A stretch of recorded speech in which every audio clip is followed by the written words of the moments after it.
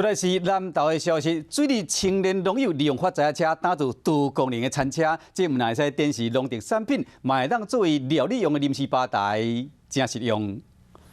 里山餐车收集大家创意，佮有实际作为，希望未来大家当使里山餐车的车队，再用台湾各地推广水里的农特产品。我们就是利用国产材来做一个车斗柜。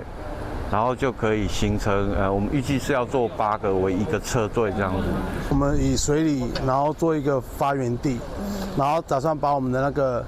里山的精神，然后传递去到我们全台湾。打造这台餐车对青农来讲是真大鼓励，可以当更较有信心来进行创意行销。当季的蔬果，然后跟结合一些食品加工啊，或是现场的冷饮啊，可以让大家直接服用。透过创意行销，希望会当互全台湾更较了解水里的农特产。